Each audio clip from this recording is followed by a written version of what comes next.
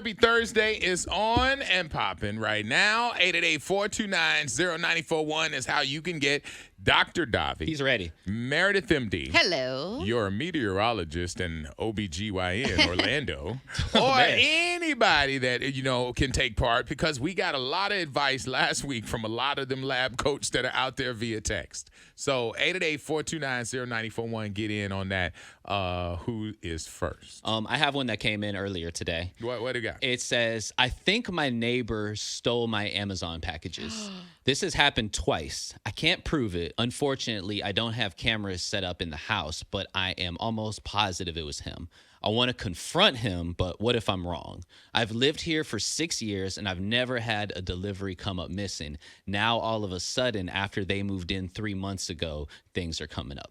Damn, that's crazy. Yeah. You need proof. So go ahead and invest in whatever Ring kind of camera, a doorbell thing you have. That's what you need to do, first of all. I mean, that's first, because I wasn't really a fan of having cameras at the house, but I do think that in this case, you probably need to have one. I do think you can get those exterior ones that you can even point like from your house. I mean, I've seen neighbors fight over it because they think that it's pointed at their house. Mm-hmm. But like if you show the place in between, the land in between your house, then you could see them walk from their house. Yes. Past that path, over there. And you let them know it's there, because then they'll stop stealing. Yeah. Because they're not going to like map out a way to get around it. Plus tell other neighbors like, hey, can you look out for my packages, because I'm missing some stuff. And I'm sure anybody working from home, with the number of people that work from home now, they can keep an eye on it too, because they're like, it's them new folks over there. There's nothing worse than getting that email saying that your package has been delivered. Sometimes there's even a little picture of it, and then boom, you get there, it's nothing. not there. Yeah, exactly. And neighbors will steal, or at least keep some of your stuff, especially if it's delivered to the wrong area.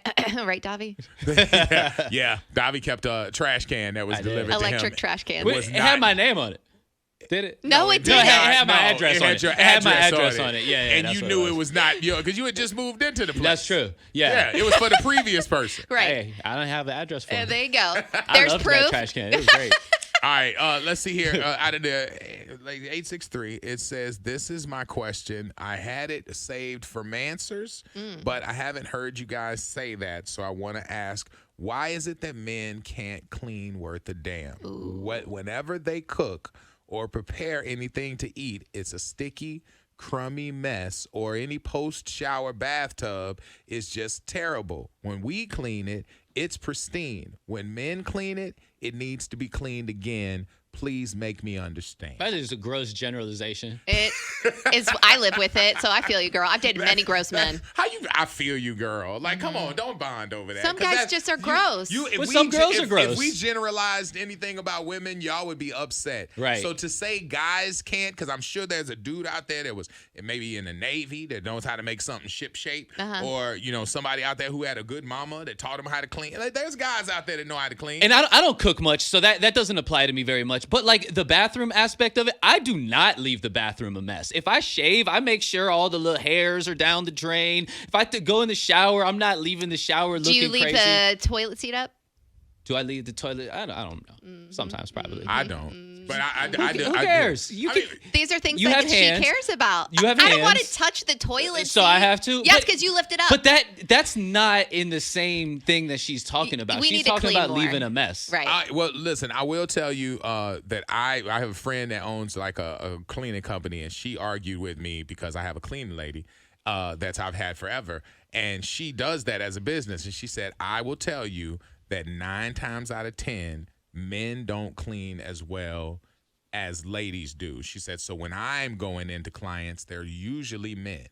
Because men need a woman's touch. A deep clean. And she's like, and it's just in us. Now, I don't believe that, but that's what I've been told by a cleaning professional. By an expert, yeah. Yeah, that she believes that out of the people she's seen, guys can't really handle the clean How can we part. get you guys to clean a little bit more? I don't like this generalization. Okay, It is a generalization, but I will say the way you can fix it, if we're giving you advice, is you need to stop giving him the orders and do it with him. Because if you do it with him, now you're showing him what you expect while you're doing it.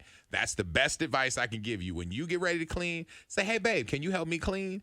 and y'all do it together, so you can show him what your bar is. If he walks away after making a sandwich and you clean it all up, he comes everywhere. back. There's no lesson there.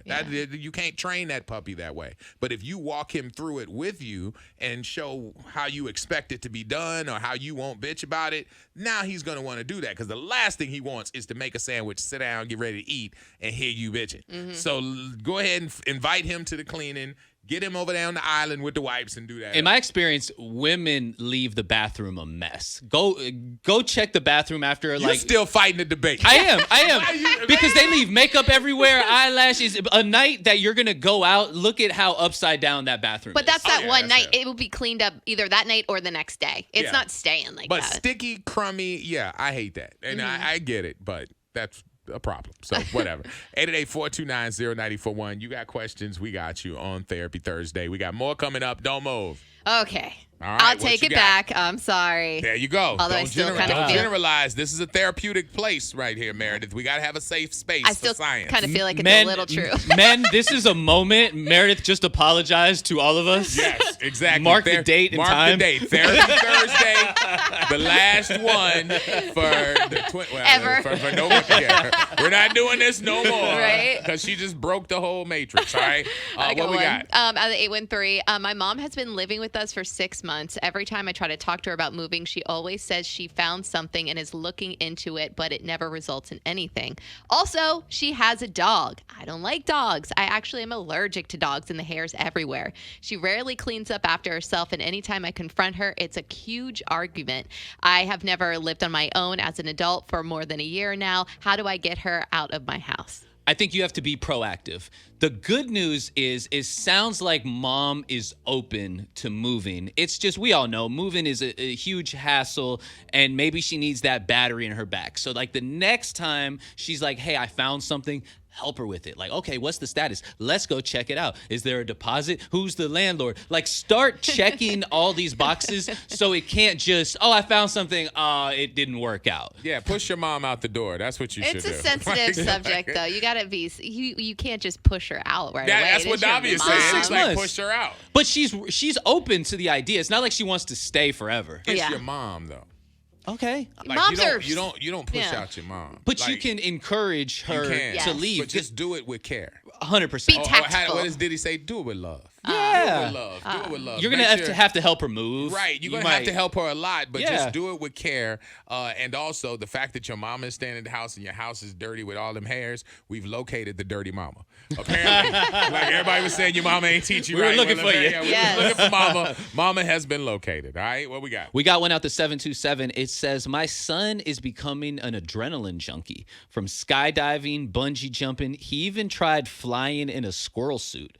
I'm concerned because it seems like his adventures are becoming more and more extreme. As a mom, I am terrified. How can I get him to slow down? A squirrel. Oh, I've seen that You've seen the before. squirrel Yeah, where suit? they jump off a cliff. That's the Red Bull thing that they do, and it's like air, like a They like a do superhero, sponsor those like, kind of type things. thing. Yeah. Yeah, that's. I Wow. mean, well, okay. So obviously, your son is a different beast. Like, Mm-hmm. and I don't know if he's like maybe a military guy or some sort of thing like that. But I mean, those people are different, and it's hard to get that back in the bottle. Like, you know what I'm Yeah. saying? It's hard to get that to stop. So what you can do is maybe like, help him realize that once he's done it, leave it alone. Don't keep going back, because the law of averages is accidents happen when you do it more frequently. So if he does a jump and is successful, okay, let's move on to something else. Like, try and get him, and maybe embolden him to do some more things that aren't as crazy, but you're not going to get him to stop. Yeah, unfortunately, I don't think there's anything you can do. That's who he is. To make him slow down. This is an adrenaline junkie. They're always going to be looking for that next fix, that next rush of, adrenaline, that blood pumping through your vein. If he's doing squirrel suits, ain't nothing out the gone. window. Yeah, 'cause I mean, I don't even know how you do. Do you Like, do where do you that get in a squirrel tandem? suit? Like, I could jump in tandem with Nah, somebody. it's just you. But a squirrel suit is all you. You make a mistake. Yeah. Yeah. And you probably have to travel to go to a place that you could do that. Yeah, you can't do that off the Gandy. No. That's you can't do that that. one's it's not gonna work. I mean, I'm sure somebody from Pinellas has tried, but Yeah. you can't do that off the Gandy. I have one for Davi that just came in.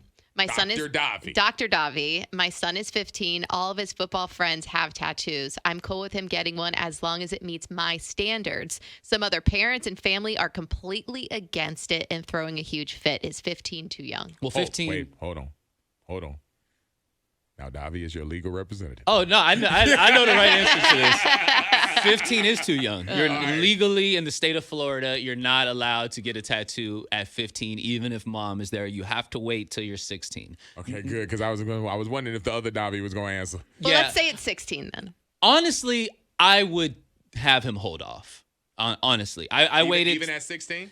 Even at 16, I would have him hold off, not for what the rest of your family says or anything like that, just because you make bad decisions, and what you want at 16, you might not want at 17. It's not like 10 years down the line. You might be next semester, you could be regretting this. So I would encourage him to chill out. But if that is not, part of it, then if anything else, make sure you go to a professional place. I'm not plugging my thing, just a real tattoo shop, because a lot of those first tattoos are at a party, a friend bought a machine, something like that. If it's going to happen, make sure you guide him to a great artist in a good shop. You asked the right guy there, because I think he's testifying when he comes to those early tattoos. Yeah. Didn't you get, what age was your first No, one? mine was 18. Okay. I waited. All It was right. on my 18th birthday. What was It it? just looks It was a like it cross. was somebody who did it.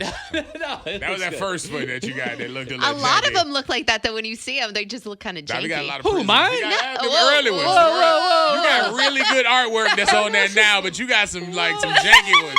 Like when you was on the cruise, that was like, I know they think you been to prison. Beg to differ.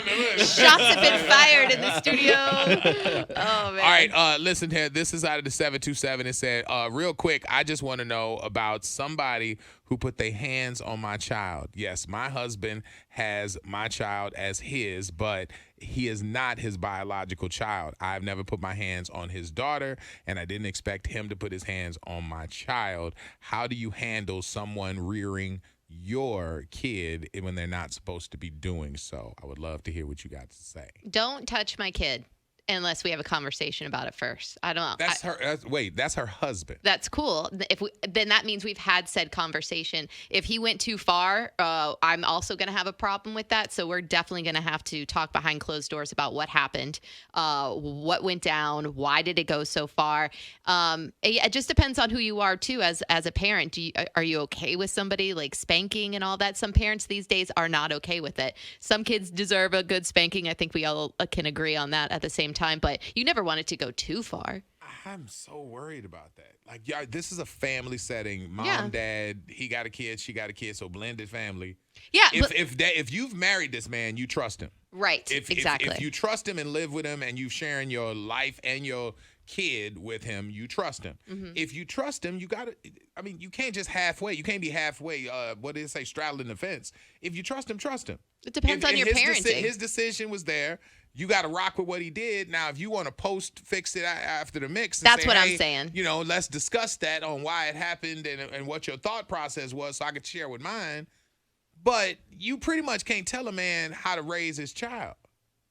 You don't want to be him. That's your child. This is my child. You know what I'm saying? Listening, like my kid is over here. Your kid is over there. You do what you do with your kid. Like, what kind of family is it that? Appropriate to ask what the kid did? Yeah, did he deserve it? Did you overreact? Is that a factor to you? Yeah. I heard he was a bad kid. Yeah, like what did he do? Did he drop something on the floor where he didn't deserve it? And actually, you want to see, did he cross the line? Did he overreact? Exactly. But if you trust this man and you marry this man and you have this man inside your inner sanctum or whatever, then...